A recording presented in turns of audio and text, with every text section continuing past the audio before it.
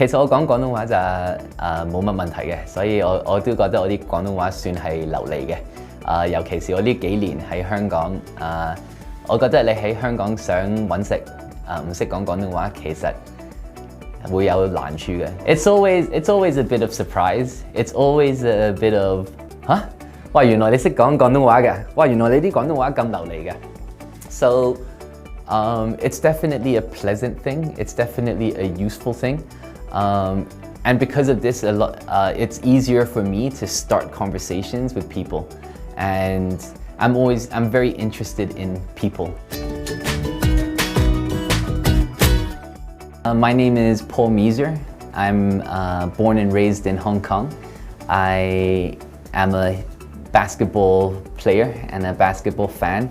Actually, I love all sports, so that's one of my big passions. I work in fintech. I do payments. I work in an American company that has presences in over 150 countries worldwide. Apart from a few years for university where I studied in Australia, I've been working in Hong Kong and China. I've spent 2 years working in Guangzhou and 2 years working in Shenzhen. And now living in Hong Kong with my family. I'm married with 2 children and a 3rd child on its way as well. My dad's English, and so I kind of understand the British colonial history of Hong Kong, and my mom's Chinese, and I also have a huge appreciation of some of the values and some of the work ethic of Chinese people.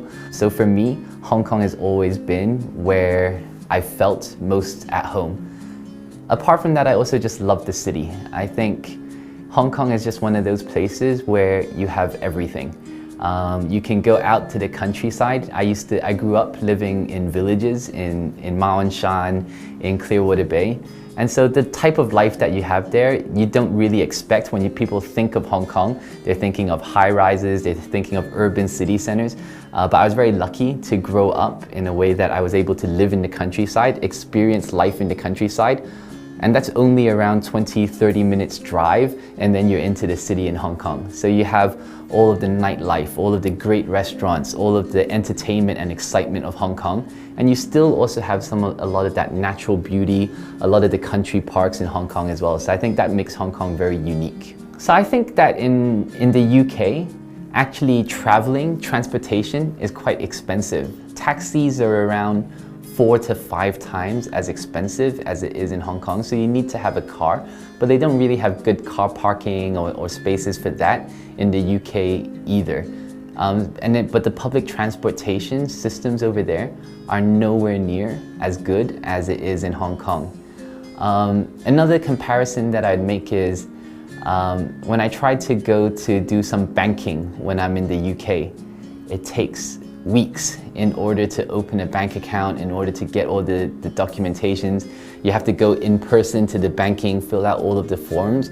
Whereas I can see in Hong Kong, for me, it'll take an hour to fill up all of the forms online, get it all processed. For me, Hong Kong is my home, you know, and I believe in Hong Kong and I love the life that we have in Hong Kong. For my children, I think that Hong Kong is such a safe place to grow up. In other countries, I might have to worry about if they go to the parks, if they go to the playgrounds, will there be crazy people there? Will there be racist people there that might bully my kids? So that's one of these important factors. In Hong Kong, I can let my children go downstairs to play and do all these things, and I don't have to worry so much. Also in Hong Kong, you have helpers. Domestic helpers make such an impact. It allows for me and my wife to both be able to work, as well as have somebody we trust and love to help look after our kids as well. And that's something that would be very hard to continue and support if we were working in other countries or living in other countries as well. I think dynamic is going to be one of the words. I think efficient is going to be one of the other words that I use. I think getting things done in Hong Kong can happen very quickly. I think resilient is one of the words that I would like to use to describe Hong Kong as well. I think Hong Kong has always had ups and downs, always. It's very heavily influenced by what's happening in China, in America, and all of these other places.